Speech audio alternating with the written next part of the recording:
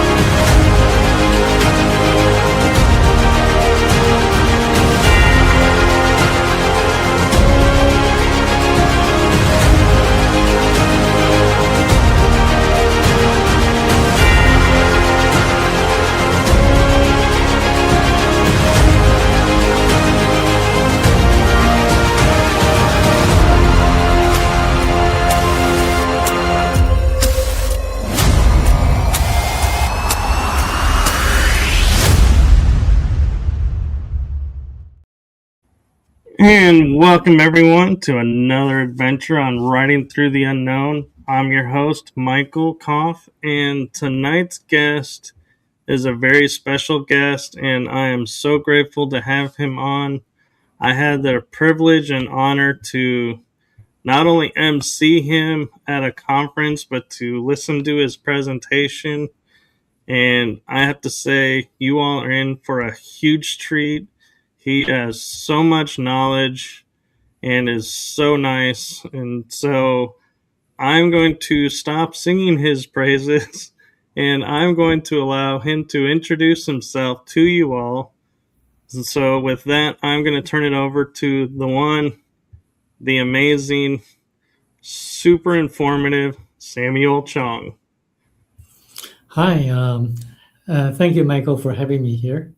As you mentioned, I'm a lawyer in California, and also I've been a certified court interpreter and a Chinese translator in California.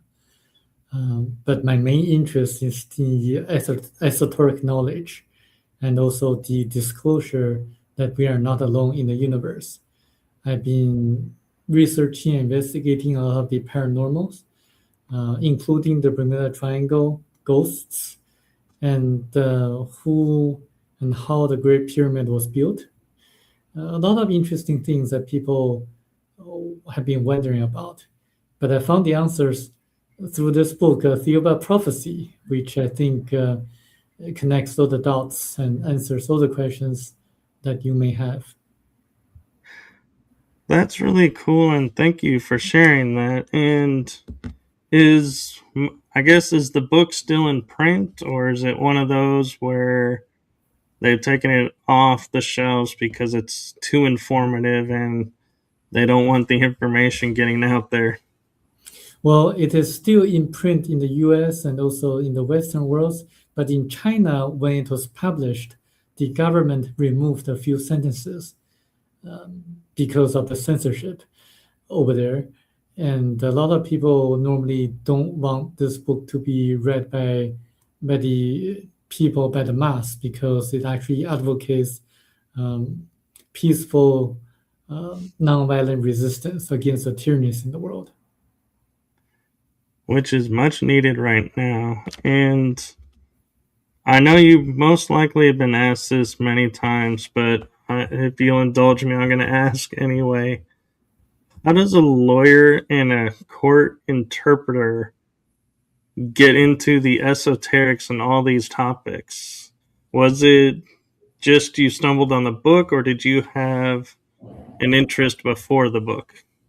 I actually had an interest before the book. I had a fascination on everything unknown, including the things that I mentioned, the Bermuda Triangle, the pyramid, and life after death, near-death experiences, reincarnation, and also some of the things that are not explainable. For example, I've been researching people who have ESPs, extrasensory perceptions, or special abilities to see through a person's body and to predict the future. And I did a lot of research on that, and I think this book answers a lot of the questions.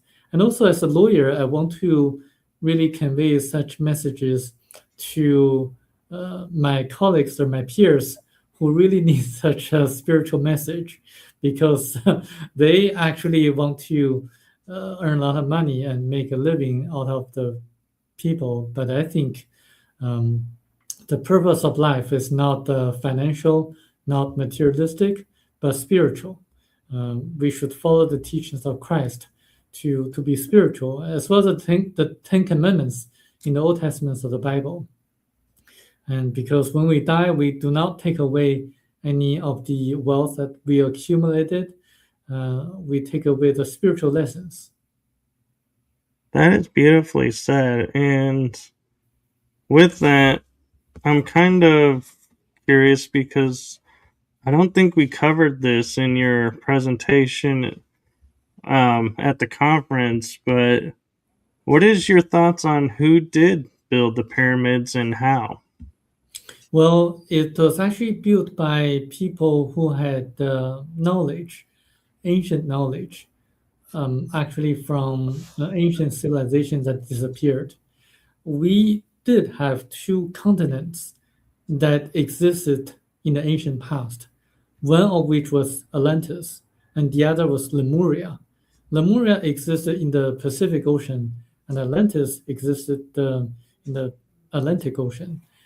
And it was a very wise and learned person from Atlantis called Thoth who built the Great Pyramid in Egypt. He was not a god as what the Egyptians now believe.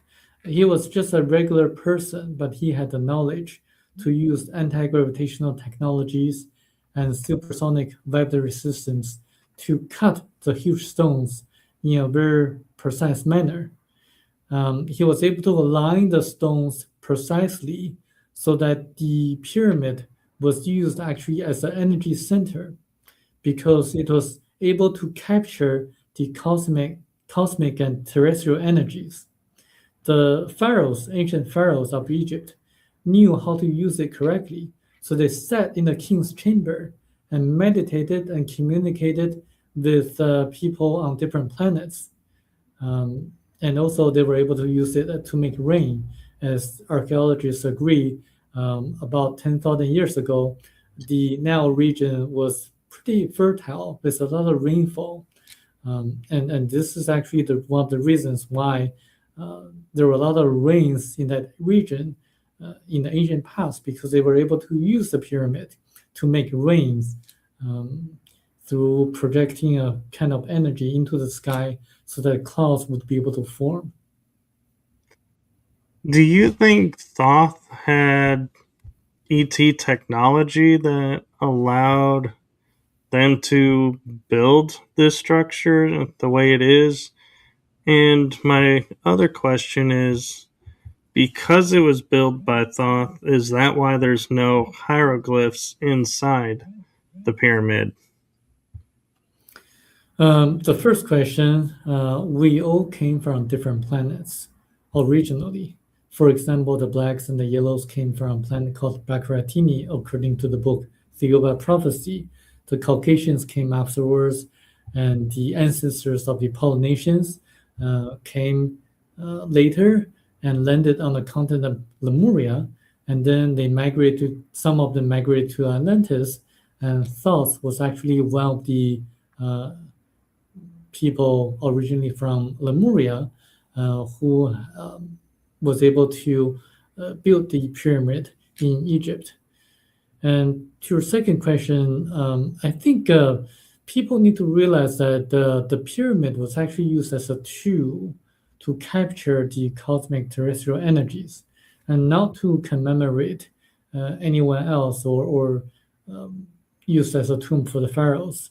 So as a tool, you don't really need a lot of writings on the wall because it's just a tool. People knew how to use it, and there's no need to give any instructions. And I think that's probably one of the reasons why there are no heligraphs on the walls. But what you said could be correct as well. It could be another reason. Fair enough. And the only thing when I hear like it was built by humans, that makes me question this is the fact it's aligned to like Orion's belt and the Orion constellation, and we couldn't, in my understanding of ancient civilizations, and as I said, this is my personal bias, they didn't have information like we do to see the stars and to map it above on the ground. So, as above, so below. So, how did these pyramids end up lining up with the constellation? Well, the builders in the past, had the knowledge. They knew how the stars were aligned, and they were able to use these ultrasonic vibratory systems to cut the stones, but also use anti-gravitational technologies to align the stones in a very precise manner. So it's actually, if you think about it, it's actually pretty easy to do once you neutralize gravity. So you can move the stones to whichever location that you want them to be. So I think, and they definitely knew where the stars were, like how the stars were aligned, um, because back then they observed the stars and the planets, and they definitely had the knowledge how to make the pyramid align with the stars. Okay, that makes more sense actually. And it kind of goes into also the theory that they say water from the Nile was pumped into the bottom of the Great Pyramid to create energy. And so, since they diverted the Nile away to build another temple, it seems like the energy went dormant. Is that true in your viewpoint, or is that just something that coincidentally happened? I think back then, Nile River was actually in that region and providing a source of energy to the Great Pyramid, and also the other pyramids too. The the pyramid structure, is a structure that can capture the energies. And also, if you know the recent news, like a few months ago, when they discovered that there's a subterranean structure beneath the pyramid, you may make the inference that that structure beneath the ground is a structure that captures the terrestrial energies. And then above ground, you have the pyramid structure that captures the cosmic energies. So with the combination of the energies, um, if a person knows how to use it correctly, then that person would be able to sit in the king's chamber and meditate and concentrate and to project the thoughts through the top of the pyramid into the cosmic realm, and to really communicate with people on different planets. This is actually how they did that in the past. And I think among other knowledge or facts, people can make the inference that there are a lot of things that we can uncover, either from the pyramid, but also or from the Sphinx, because there are chambers beneath the Sphinx that can be opened. And according to Edgar Casey, as you know, and also according to other psychics, Michel de Marquet, the author of the book The Uber Prophecy, also says that the ETs tell him that once the three chambers beneath the Sphinx are opened, then everything will be known. But they only can be opened when we are ready. We are not ready spiritually yet. I agree with that, and I do hope the day comes soon, though. And an interesting theory that I've heard tossed around a lot is Egypt was created by survivors of Atlantis. Do you think that it is survivors, or do you think actually Egypt was a part of Atlantis and that the continent was bigger than we thought it was? Well, Atlantis was a continent in the Atlantic Ocean, and Egypt was actually created by some of the survivors from Atlantis. Some other survivors went to Greece. So if you look at the Greek language, it's actually the language very similar to the language used in Atlantis. So there, but unfortunately, the continent sunk into the ocean, and since the burning of the Library of Alexandria, a lot of the knowledge was lost. Actually, when Moses was around, there were still schools that taught esoteric knowledge that can help people to perform magic such as the magic performed by the magicians of the pharaohs of Egypt, as documented in the Old Testaments of the Bible. But afterwards, the knowledge was gradually lost. So by the time that Jesus was born, basically on Earth, very few people knew or had the knowledge to perform magic. So there's a lot of interesting facts that people can learn from that book. It's fascinating. And you raise a good, interesting point with the Atlantean survivors going to Egypt and Greece because in history, Greece in the Ptolemaic age ruled Egypt, but they seemed to get along. It wasn't like a major conflict and they were constantly, you know, jarring and trying to fight and get freedom. It was like they just accepted it. Then when it was over, they're like, okay, we're back to just Egyptians. And so could that be why? Because they had that common ancestry connection that they were like, okay, we're going to be partly Greek now. Cool. Yes, that's actually one of the reasons. The other reason was that people on the continent of Lemuria and Atlantis were highly spiritual and peace-loving people. So they did not want to have wars. And Thoth, actually, when he felt that they were ready spiritually and materialistically ready, this is the reason he built the Great Pyramid in 9 years' time.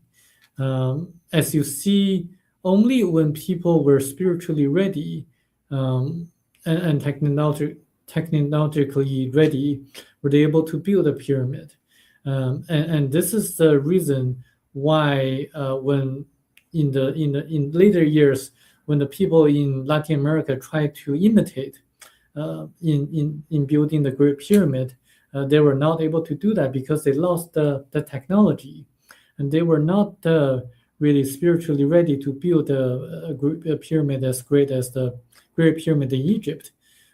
So as you see, the later years, the pyramids were not as great as the ones that they built before. Okay, and I have an interesting question about Lemuria.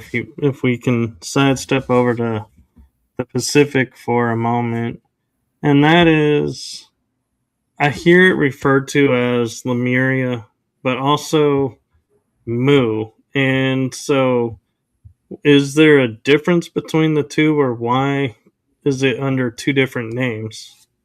It's actually the same. It's just the two names that people call the same continent. Actually, on the continent of Lemuria, there existed a very, very successful and spiritual civilization in which there was no money. Money did not exist on the continent of Lemuria or Mu. People just grabbed whatever they needed from the marketplace because no one took advantage of each other. And they had a lot of great technologies using nuclear energy to power lamps or lights. They also knew how to use anti-gravitational technologies to build a pyramid that's 3 times as great as a pyramid in Egypt. They also built the moas, the statues on Easter Island. So this is why when you go to west of Chile, go on that island, you're going to see that even with modern technology, it will be very, very challenging and difficult to duplicate the moas, the statues on Easter Island. That's actually one of the remnants of the ancient civilization of Lemuria. So, do you feel the Moab statues are they deities, or do you think they're statues of actual Lemurians?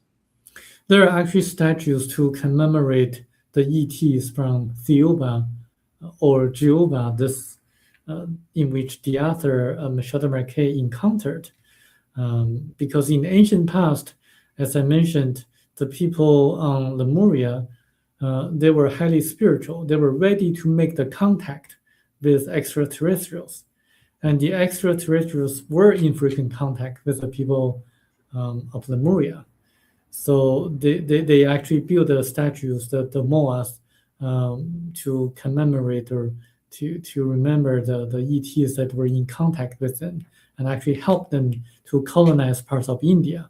So this is why when you look at some of the paintings in India, you see a lot of gods and goddesses who appear to be on chariots of fire, or maybe they appear to be either not male or not female. They're kind of like gender neutral. So there's a reason for that. If you read the book, you're going to realize the reason for that. Okay, I'm definitely gonna get this book. And one thing that I'm curious your viewpoint and opinion of is there's a lot of talk about Atlantis and the theories of why it sank. But when you ask people about Lemuria, they just say it sank. Why is Atlantis more like controversially sought than Lemuria? One of the reasons was that on the continent of Atlantis, there existed a race that's the Caucasian race, and there are a lot of legends and stories on how what happened to that continent. On Lemuria, is actually sunk into the ocean earlier than Atlantis due to a natural disaster, earthquake, in which the author actually went to the past and saw actually what happened. And it's purely a disaster that they did not really anticipate. And you can read the book, but what's more interesting that the book also explains why there's a ET base on the far side of the moon, because when the people from a different planet try to migrate to Earth and land on Lemuria, they actually encountered resistance from the Chinese people. So they retreated back to the far side of the moon and built ET bases, and so that they could actually migrate their people little by little, step by step, so this is why some people say there were ET bases on the far side of the moon. Yes, there are still artificial structures, and also there were people who lived on Mars about 1.35 million years ago. There were life forms on Mars, indeed. But what happened was that Mars, the core of Mars, cooled down. So geologists and also astronomers agree that when the core of the planet cools down, it will no longer have the magnet shield that can capture the atmosphere. So the magnetic forces will no longer be able to capture the atmosphere. So Mars basically became a desert, a planet with no atmosphere anymore. So this is why life no longer exists on Mars. But it used to have life forms.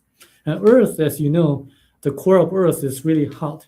the movement of the core, the liquid form in the core is the cause of the magnet shield of Earth. This is why we have the atmosphere, but Mars doesn't have it anymore. So with our core moving around, and they're saying like the northern point geo or magnetic north is moving much quicker now. Does that mean our core is cooling down and our atmosphere is going to shift, or does, in your opinion, the fact that the cores alternate, they do that naturally, and we're just kind of fear mongering that it's going to be total devastation? It definitely shifts, but the ultimate demise of Earth is not going to be the cooling down of the core. Well, I mean, the people on Earth is we are going to be facing another catastrophe, actually several. One which is that we probably, if we don't change the ways how we live nowadays, we're going to destroy it ourselves. That's the most danger that we're facing nowadays. We need to be more spiritual. And the other danger is that our moon, is actually moving sooner or later that is going to strike Earth. And this is actually proven by Avi Loeb, the Harvard astrophysicist. When Joe Rogan asked him about a question about the moon, and he says that very few people talks about it, but the moon is actually going to hit Earth sooner or later. And this is actually the same thing is told to us by the ETs from Thiuba. They tell Michel de Marquet that in about 200,000 years or so, the moon will hit Earth. And then if we don't migrate to a different planet, that will be the end of the human life on Earth. So before the core of Earth cools down, we are going to be facing several natural disasters.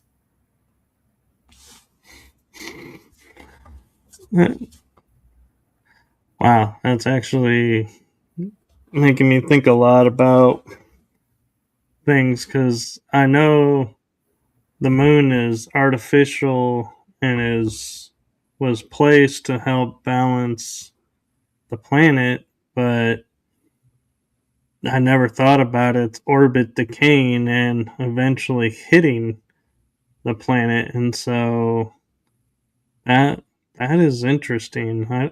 Wow, I got to think about that. And one question you kind of mentioned, how in China things are more censored, probably, than they are here, even though there's a lot of censorship here. How is it, when there's a sighting in China? Does the government say, like they do here, "Oh, you saw a weather balloon. That wasn't anything," or are they more open about the UFOs? Well, it depends on the period of time that you're talking about. In the early 1990s and the early 2000s, the Chinese government was actually quite open to this kind of phenomena. The official media reported on few sightings and also close encounters with the extraterrestrials. And they were actually well documented, and there were investigators who performed psychological examinations on a person who claimed that to have contact with the ETs, also lie detector tests as well. And the official media reported on this, but after a few years, in the last 15 years or so, the government became very, very quiet, and they don't want to report anything out of the extraordinary, or they don't want to report anything that's not in the textbook. So the attitude of the Chinese government changed. But there are a few sightings uh, publicized and well known to the Chinese public that occurred in the night in the early 2000s and 1990s. Um, there was actually one well documented Roswell crash of China, and in which they actually um, recovered a ET vehicle that crashed in China, and one ET survived, and the other died. And but the Chinese military took the vehicle and the ET body, and the other ET who was still alive. And then the researchers in China never heard back from the government. So there are incidents in China which were well publicized by the ufologists in China. But recently, this book, Theory of Prophecy, got into China as a science fiction. But as you know, people know that it has to be classified as a science fiction in order to be published in China. The readers know that a lot of the readers know that it's not a science fiction. It's actually pretty. Um, there are a lot of detail that can be verified, and I think in that sense, the Chinese public is well ahead of the American public in learning about the ETs. Um, I say that because, you know, in the U.S., people wonder about the reverse engineered results of the ET crabs that crashed in New Mexico or elsewhere. They crashed, indicating that their technologies are not that advanced. Um, the ETs who got in touch with Seattle and Shuttle Marquet, their spacecraft did not and will never crash on Earth. As you read the book, you're going to discover that there are different kinds of ETs in our Milky Way galaxy. There are the ones who are very, very advanced, such as the Theobans, and there are the ones who are not so advanced, like the Grays, whose spacecraft crashed. So in that sense, if you really think about it, the Americans are learning about the Greys from the Greys, but the Chinese are learning from the Theobans. The Chinese public is learning from the Theobans. So the Chinese public is learning from the masters. And the American public, or maybe some of us, only learn from our peers. So you see the difference. So I've been trying to help the American public to become more aware of the masters of the ETs, and to learn from the ETs whose spacecraft did not and will never crash on Earth.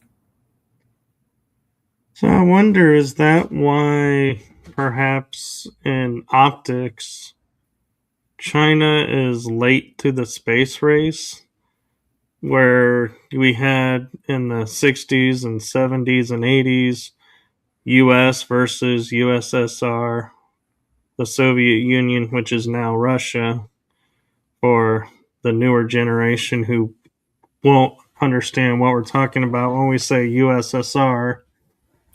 And because we were learning and backwards engineering from the Greys, that we raced to get into space faster, where China was like, yeah, you guys go ahead and race out, and you guys are going to have all these issues, and we're going to go into space the right way. And that's why it took longer for people to hear about China entering space.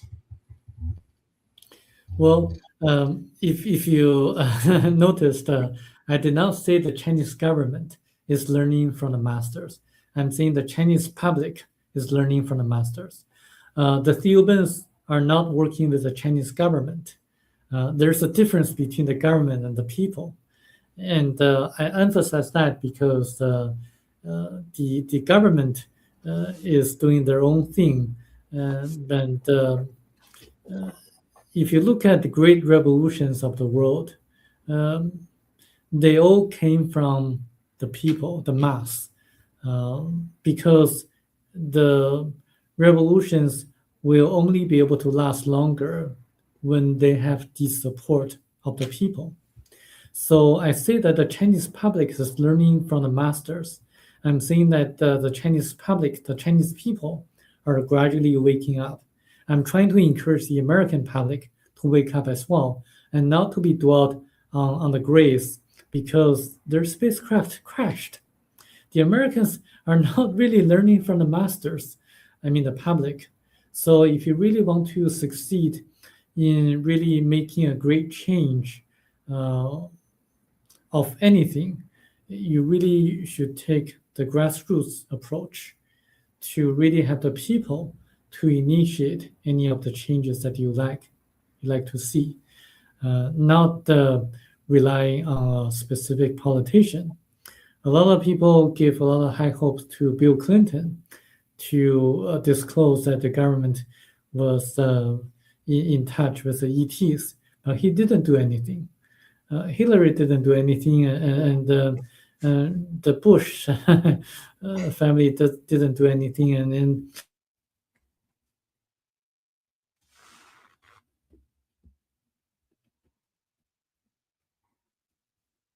I think we froze.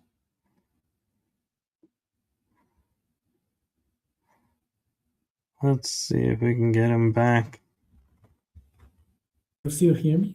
Okay, Okay, you're back. You froze for a moment. I see.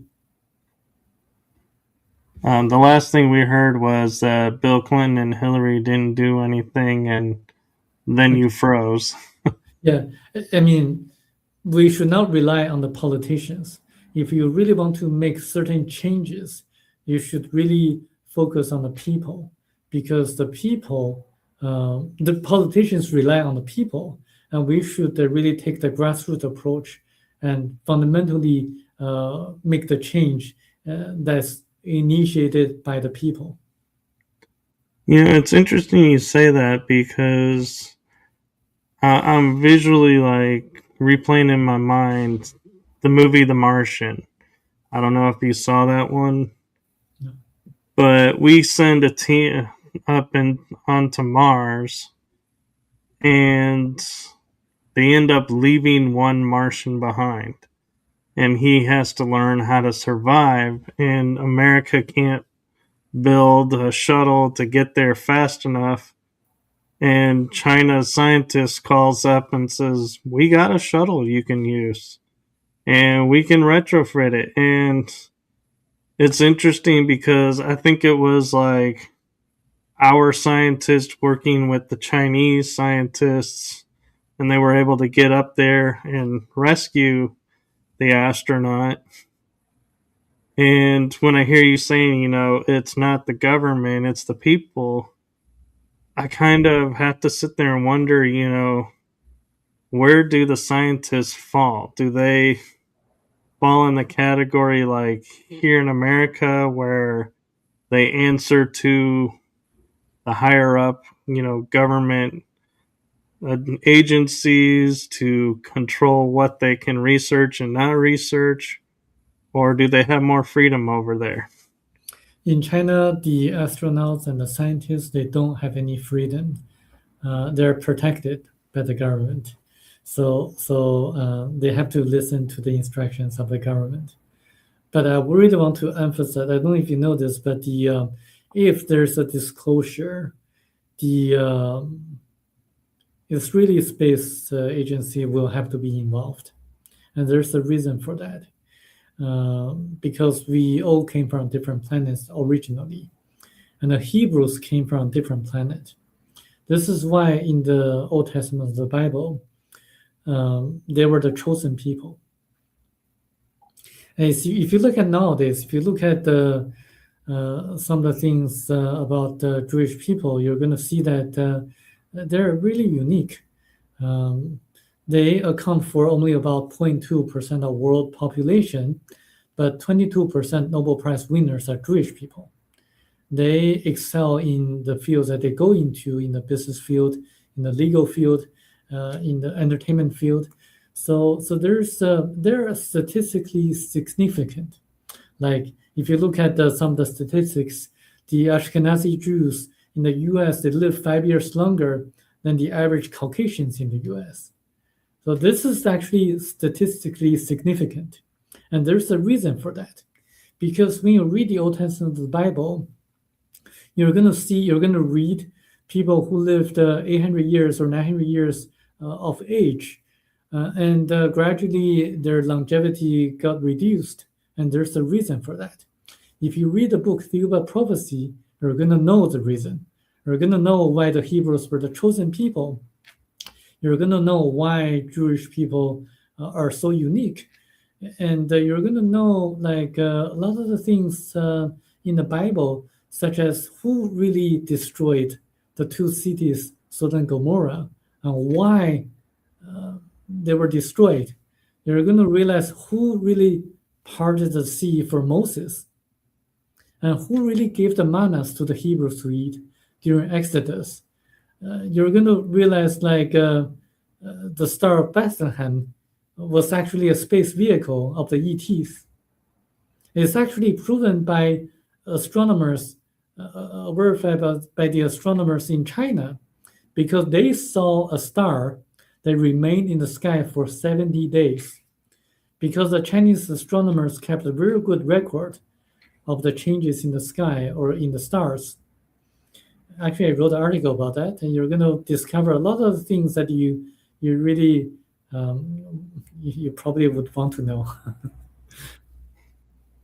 No, that's true. And the one thing that I'm curious your thoughts on too is, as we're talking about disclosure and everything, is a lot of people are saying like religion will not survive the disclosure movement because there's so many, I don't want to say lies, but disinformation or misrepresented information that's come through the religious orders over the centuries, that when disclosure comes, that's all going to be revealed. And it's like, I feel like it's going to be humanity is going to turn their back on it.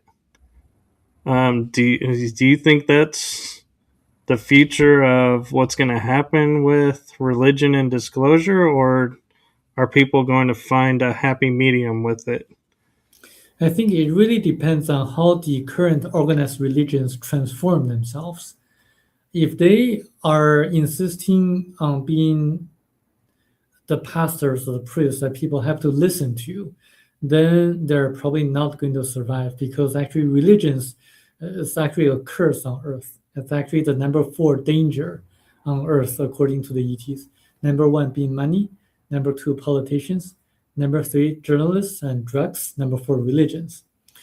And we should be spiritual but not religious, because organized religions tend to serve their own interests. We should be spiritual, meaning that we should follow the 10 Commandments of Moses and the teachings of Christ, and to be kind with one another, and to really be compassionate and love one another. And also during the compilation or canonization of the Bible, certain concepts such as reincarnation were removed from the ancient scriptures. Because if you really do a lot of research, you're going to realize that medical doctors, like scientists like Dr. Ian Stevenson, studied people who remember their past lives, people who can prove reincarnation, the existence of reincarnation. Dr. Michael Newton, Dr. Brian Weiss, and Dr. Raymond Moody all are medical doctors. They all can show that reincarnation exists. The Indians and the Chinese people believe in reincarnation. The Westerners in the US and Europe, they don't, because of the Christianity, the Christian religion, and because they removed the concept of reincarnation from the Bible. This is why people in the Western world don't believe in that.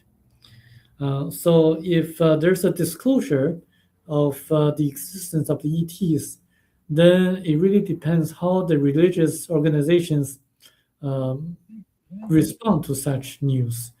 If they become like the roles of mentors or teachers, encouraging people to be more spiritual and to follow the teachings of Christ, then they're able to survive.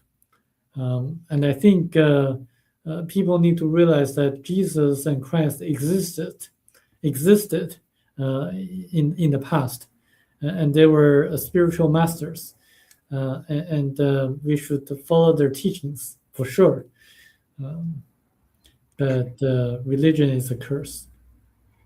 I agree because it, from my research and personal studies, I found that metaphysics and spirituality are like unity, where religions are like you're either Catholic or you're Roman Catholic or you're Protestant or you're there was no unity. Everybody was fighting against each other, and it's like, what is going on here?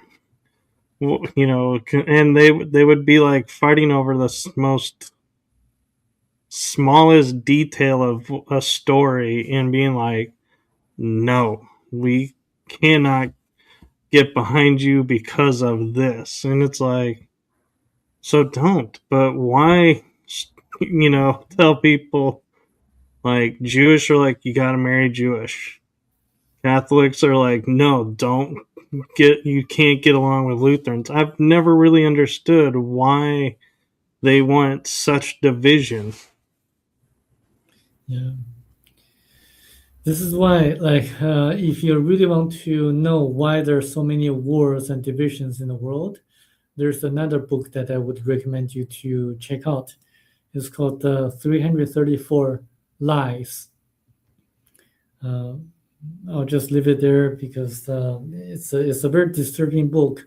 Talks about how the author of that book became the highest degree chair of a secret society that was founded in Germany. And I used to think that's the Illuminati, but actually that secret society is actually more dangerous than the Illuminati. They have psychic abilities, but they use their abilities in the wrong way.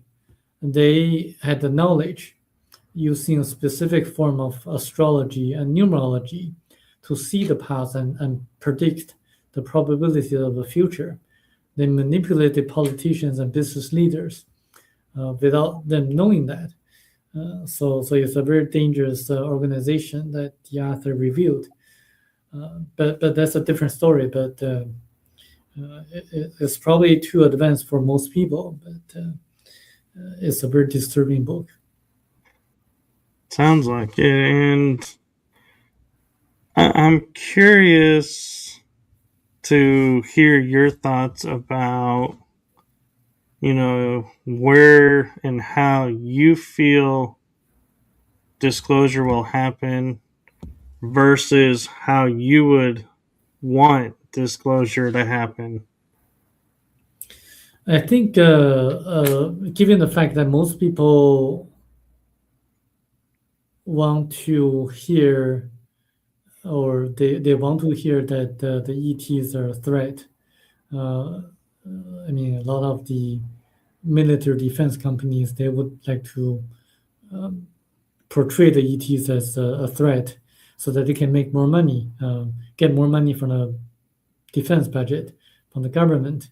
I think it's probably going to go into that in that direction, posing ETs as a threat in that way. But I'm working on different direction, just to really empower people with the right knowledge that ETs are not a threat to us.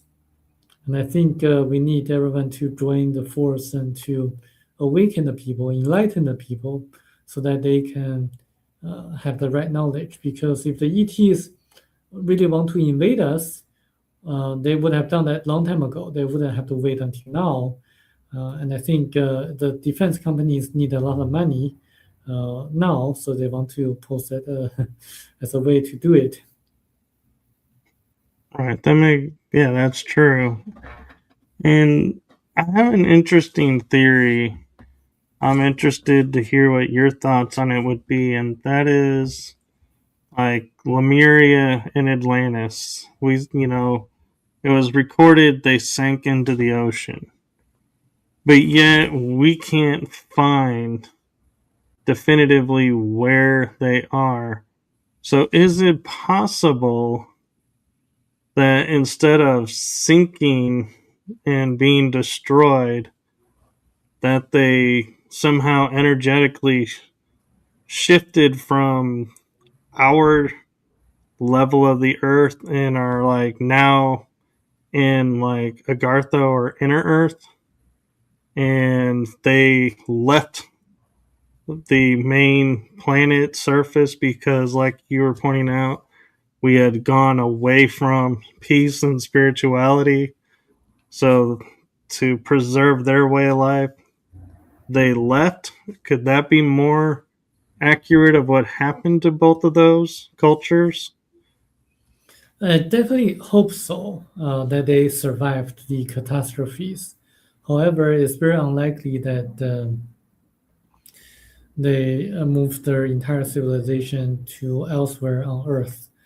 Uh, there are archaeological findings or structures in Latin America that puzzle people nowadays. And also the fact that the ocean, the Pacific and Atlantic Ocean, are oceans are the least explored areas on Earth. Um, I think if we really explore the bottom of the ocean, Atlantic Ocean or the Pacific Ocean, we will be able to find evidence of the ancient civilizations. Um, it's just that we haven't really fully explored the bottom of the oceans yet. I definitely would hope that there are people who survived the catastrophes. I have not found any verifiable evidence on that yet. And I'm curious your thoughts, going a little bit deeper with that is, and pointing out as far as we're told, we're not exploring the oceans and we're focusing in space. Why do you think that is, in your opinion? Why wouldn't we want to explore our planet more and learn, if there's, places we could live like in the ocean and, expand our horizons that way? Why are we so driven to go into space instead of the ocean? Because everyone can see space at night or during daytime. Not everyone can see the ocean because unless you live in a beach or near the beach area, you probably won't be able to see the sea or the ocean. But everyone can see the sky, so that's why it fascinates more people than the sky fascinates more people than the ocean. And I always find it interesting, like when we talk about our Star Trek future, they're like space, the final frontier. And then I stumbled on a show, Sequest, and they're like the true final frontier. And it's like, yeah, it really, surprised me that, we forgot about our oceans. And so I wonder sometimes, do they know what's in the oceans and that's why we're not going and exploring, because they don't want what's in the oceans to be known, versus if we go into space, we it's like, well, we they can cover up more of what's in space cuz not everybody has the technology to go into space. But as you said, like people can go in the ocean. So if you say there's a structure here, anybody really could go and park a boat over it and send something down and look and be like, there is a structure. But maybe they don't want that. I think technology is actually one of the obstacles, the limiting factor, because you have to have the technology to bear the pressure of the water in deep ocean. So, in order to discover any of the evidence of ancient civilizations, it's actually, I don't know. I don't have the answer actually. That's okay. It's all theory because we can surmise, sending a remote camera unmanned vehicle down and can explore that way.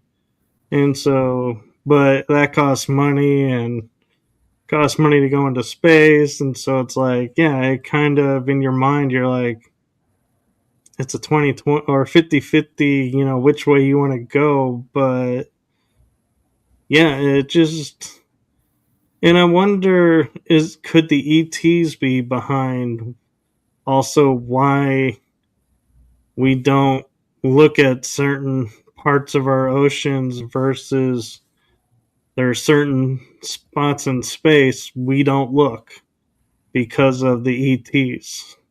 Could that be why? Um, I know there are UFOs or UAPs in the ocean too, and because water is really not a barrier for their technology, um, and also their locations in space that they come in and get out of Earth. If you read the books written by David Paulides, the Missing 411 series of books, you're going to realize that there are portals or warps in space that the ETs take advantage of, and then they come in and get out of Earth from those portals. It's actually also mentioned in the book Theoba about Prophecy. So those locations are also the locations which people gone missing, who have gone missing, like in the Bermuda Triangle, where the planes and ships disappear, and also in the national parks in the U.S. and Canada, where hikers or climbers they disappear, vanish in very strange circumstances because their warps, like ribbons, float in space. They move around, and then but the ETs know the locations of the portals, so this is why they come in and get out of Earth using the portals. And this is why when you observe space or the sky, you can see that the UAPs frequently appear and disappear uh, at a specific location in the sky. It's actually proven by a lot of the observers. So I think there are a lot of things that people can uncover. Very true. And I'm kind of curious with ET technologies if, we're starting to make more advancements now in how we get into space. If there's ETs behind this and helping us, and if that's true,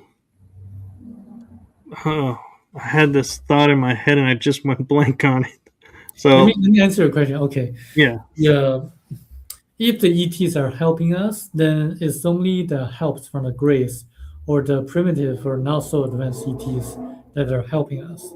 I'll just give you an analogy. Like if you're in a school, then you got stuck answering a question, a mathematical question or problem, then you're probably likely to receive help from your peers, your students, your classmates. Um, and this is like when you go home, you probably wouldn't receive your help from your parents, because if the parents are wise and knowledgeable, because the parents know that if they just provide direct assistance, just give you the answers, then you're not going to learn as much. They're probably going to give you some general directions and ways for you to really solve the problems on your own, because that's a way for you to learn. So similarly, the advanced ETs are not going to give us direct assistance in developing such technologies. It's the peers, the Greeks who are our peers, who may have agreed with the US government, forming some kind of exchange or agreement, and to provide certain technologies to the military. But I wouldn't say that I don't think the advanced ETs are providing such technologies. For another reason would be that we are not spiritually sufficient to receive their assistance, because if they provide such technologies to us, we're just probably going to have another war and destroy ourselves. It's really sad that people are just like that way. It is sad, and I agree. And I know we're at a little like a minute over the hour. Do you have time to talk some more, and or do you need to go? I want to be Yeah, respectful of your time. yeah, we can extend. We can, yeah, continue. Okay. One thing I'm curious, when we're talking like ET technologies and that, are being talked about coming, like I'm sure you've heard the term medbed, which is supposed to be quantum holographic interface, which is supposed to heal our bodies and restore us to our normal lifespan, not the short lifespan we've been created to. Is this, in your opinion and your thoughts, beneficial ET technology, or is this a ET technology that's going to turn around and be another means of control and keeping us from expanding our spirituality? First of all, I don't have enough information about medbeds, like specific verifiable information. From what you described, the technology is definitely possible to achieve, because my parents are Chinese doctors, and Chinese medicine is actually based on the human energy fields. If you can really improve on the human energy field, the chakras and the auras, you're definitely going to heal the body much better than the conventional drugs that people take. So the technology is definitely possible. Will the ETs directly give the technologies to us? I don't know. If they are really trying to help us, they would probably provide the knowledge to us, so that we can develop medbed ourselves uh, through the knowledge through the knowledge that they provide to us, or maybe kind of insinuate to us. I just don't think that they would just provide a medbed and for us to reverse engineer. Um, Longevity is another issue, because the longevity of the people depends on the spiritual development of the people. So if you're highly spiritual, then you can live longer. If you're not, then you are not going to live longer. So this is just a fact. And I can elaborate a little bit more on that, but I think it's useless for a non-spiritual person to live more than 100 years or so, because it's not to the benefit of the revolution of the soul, or the fear, or the spiritual development of that person. You have to really uh, leave the physical body in order to uh, understand the spiritual lessons that you need to learn in your next reincarnation. So what happens is that when a person's astral body leaves the physical body, there's going to be a life review process. Everything that he or she did in the lifetime will be shown to that person as a holographic film. Um, and everything will be felt by that person, not only his or her own feelings, such as pain or happiness, but also the people who interacted with that person. So it's like a holographic experience.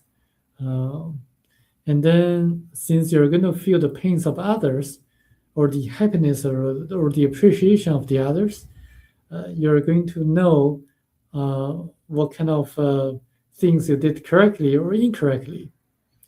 So that's when you decide what kind of spiritual lessons you're going to learn in your next lifetime.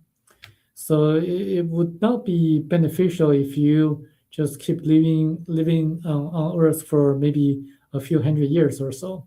It's probably not the best or the most efficient approach.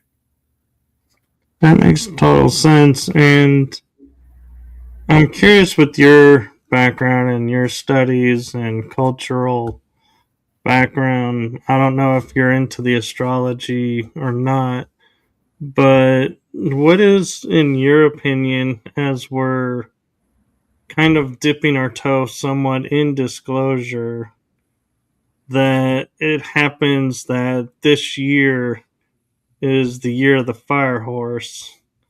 Is there significance to that and kind of guidance and, leading to the more spiritual side through the fact that we're in the year of the fire horse, or does that just coincidentally just happen and they're not really related?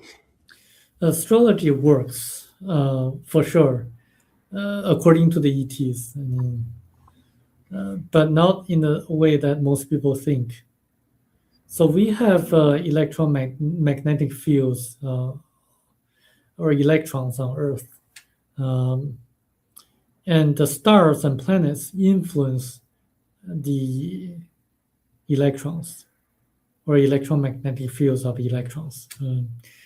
And so when a person is born, or when like a specific moment of time uh, occurs, there are certain aspects or tendencies of the electrons affected by the stars, the locations of the stars and the planets.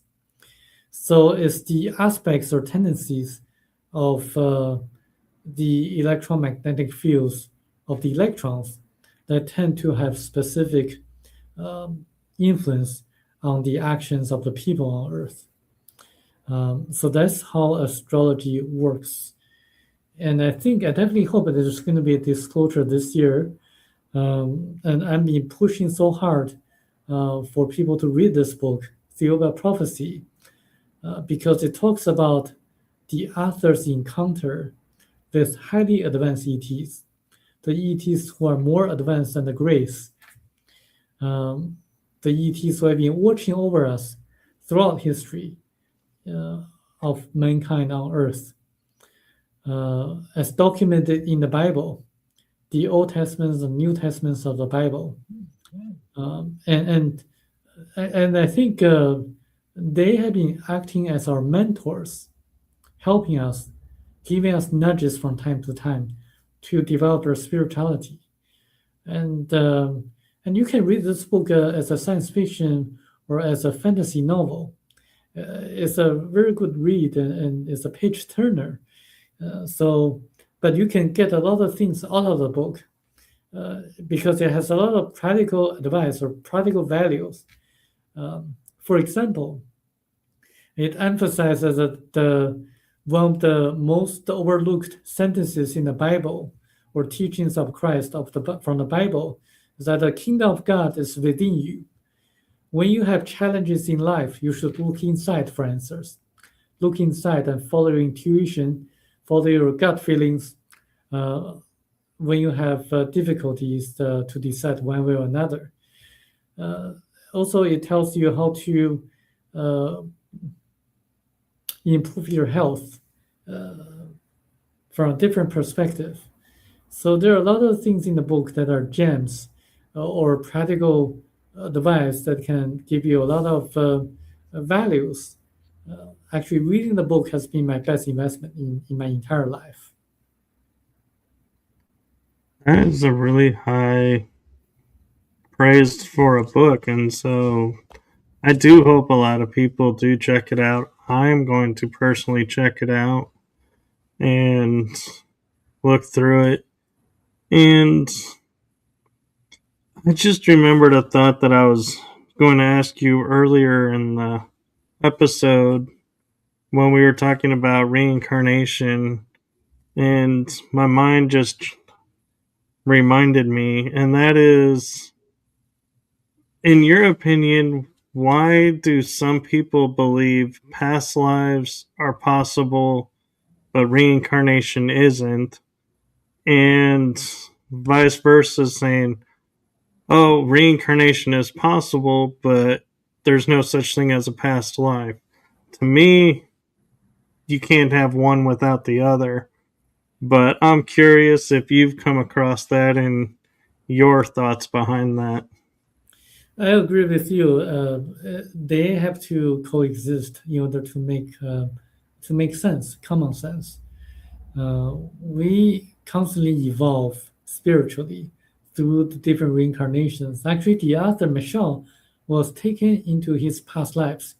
He was shown his past lives. So in each of his past lives, he had a different spiritual lesson to learn. And we do that all the time too. I mean, we evolve, and we actually reincarnate not only on Earth but also on different planets. Some people have young souls, some people have old souls. So this is probably why some people do not realize that reincarnation exists. Some people immediately know from the knowledge accumulated from of their past lives that reincarnation exists.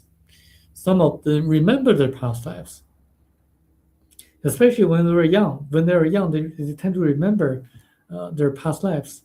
So it's quite evident. It's quite to me it's it's quite easy for people to know that reincarnation and past lives exist. Thank you, and I agree. And one thing that I find that's very interesting is I've heard a lot of people talking about as we're spiritually growing and shifting that, like, we're going to do away with the Julian calendar system and return to a lunar calendar system where we'll have 12 months of 30 days. And what I find interesting is a friend, Laura Ferguson, and I were looking at this and going, Sumeria had it, the ancient Egyptians had it, all the ancient cultures had it in that region. But as I studied Chinese history, I don't know if I learned or remembered how China's calendar system works. And if we did go to a lunar system, would that more align with the Chinese calendar system? Because I know it's based on the stars, but that's about all I remember of it. The traditional Chinese calendar system is based on the lunar system. And in the past, we had everything was documented in the lunar system. Nowadays, because of Western influence, we use both actually. Okay, so do you think that that's going to help us spiritually, that we're going to be leaving this man-made system of time and returning to a more natural lunar time, even though I can't really say the lunar time is natural because the moon wasn't always there, so it can't really be natural. I like to ask you, like, where did you get the information that the moon wasn't always there? Because you're absolutely right. According to the ETs, that the moon was actually captured. The moon did not exist on Earth back 1.35 million years ago. However, like I would say, I forgot the number of the exact year, but just a few thousand years ago, or maybe longer than that, moon appeared and it was captured by Earth. Um, and you can use artificial to describe the moon, because it's in Earth inherently different from Earth. However, like I would say about, oh yeah, I remember. So back about 250,000 years ago, the moon was captured, at least from that time. So they were. So where did you get the information that the moon wasn't there a long time ago? I actually was reading some indigenous North American tribal cultural material, and there's references to when the moon arrived in some ancient Greek texts. And so that's where I was like, in my mind, I was like, okay, if the ancient Greeks are the only one on the planet that said, yeah, there was a time before the moon, I'd be like, maybe that's symbolic, but the moon was really there. But when another bunch of cultural tribes on the other side of the world sit there and say, oh, there was a time before the moon, I'm like, wait a minute. We got two different sides of the equator, or not equator, but hemispheres talking about the same thing.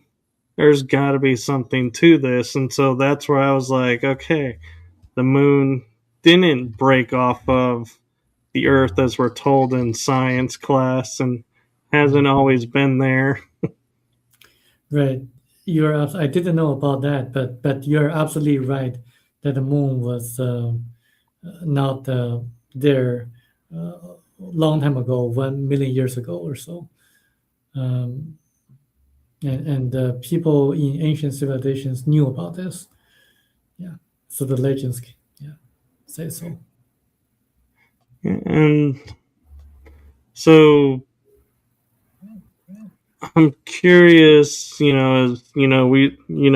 mentioned the moon was captured and brought here. Do you think that it's a piece of another world that was destroyed that was captured and brought over, or and that's why scientists are like, there's only 8 planets in the solar system now, not 9, because we don't want the 10th planet to come because of that prophecy. Well, the moon was a comet that was captured by Earth, um, and uh,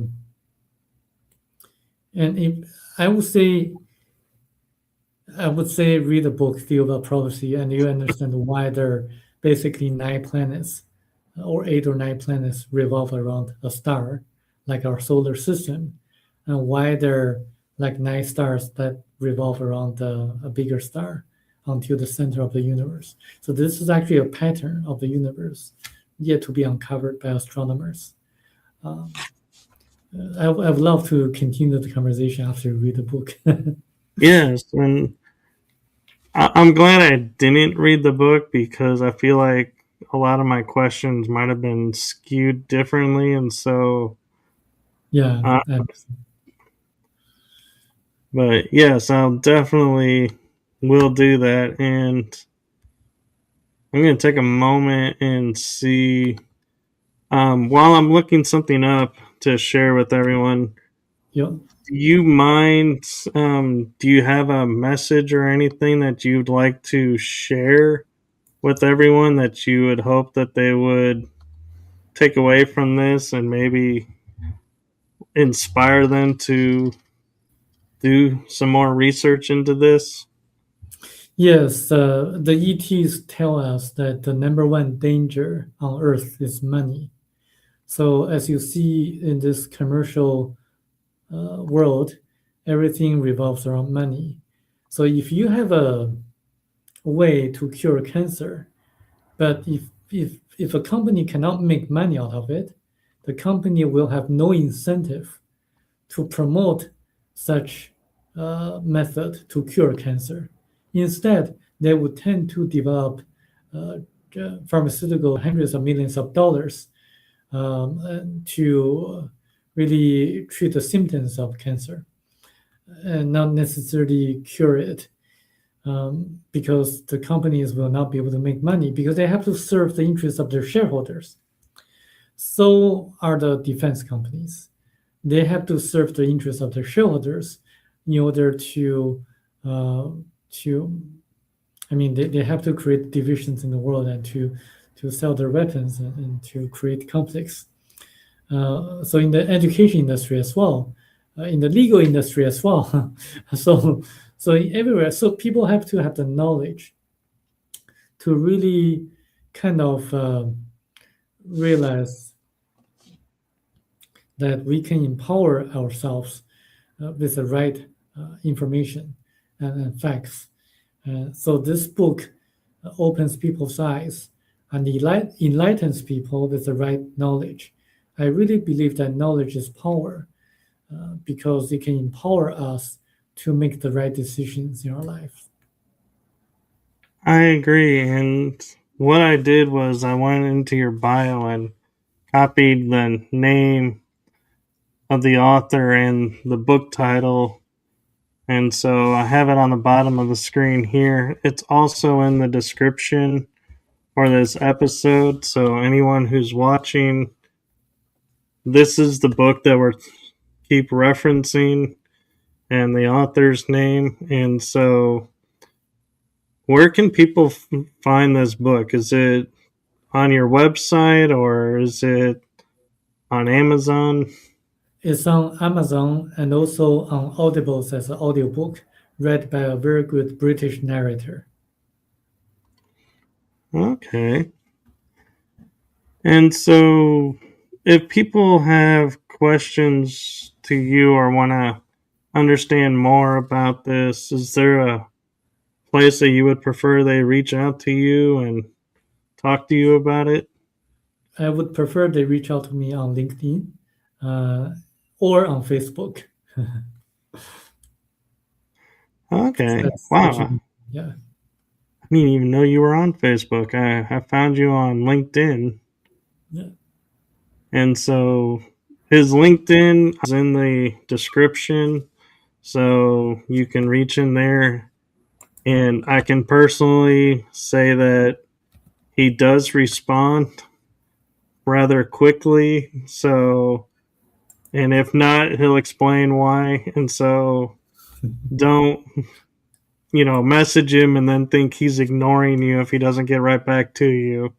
Is and so that's why I wanted to mention that is we talk on LinkedIn every once in a while, and so he does respond. So don't feel ignored if you don't get a response in a day. Is he will respond? That I can guarantee you. Yes, I do respond. Well, thank you for coming on, and thank you for sharing your information with us. And I have just one last message from me and my show to you, Samuel, and that is from my heart and the heart of my shows to you. Thank you for what you're doing for humanity. It is seen and it is appreciated. So thank you. Thank you, Michael. And do you have anything coming up that you want to promote or any projects coming up? I'll be speaking at the Ozark UFO conference in Arkansas in April, and also speaking at the Canadian UFO conference in October. So those are my upcoming appearances. Wow, that's really cool. So if you're in those areas, go check it out. His presentation is very interesting and very well presented. I was amazed at the connections that he was making and was able to show them. So if you get a chance, do check it out. And thank you again for coming on and being a guest on my show. I know when given opportunities, we all view it with a little scrutiny and like to vet each other because you never know what's going to happen. So thank you for trusting me and coming on, and I greatly appreciate it. And hopefully, we'll have you on again. Great. Thank you. And with that, we're going to say good night, everyone. Have a wonderful day and rest of the week. And depending where you are in the world, make it safe because the weather is coming. And I don't want to go into the quote unquote, what was that TV show? Oh, it was on HBO. Game of Thrones with the winter is coming scenario. So thank you all and have a wonderful night. Excuse me. With that, good night, everyone. Bye bye.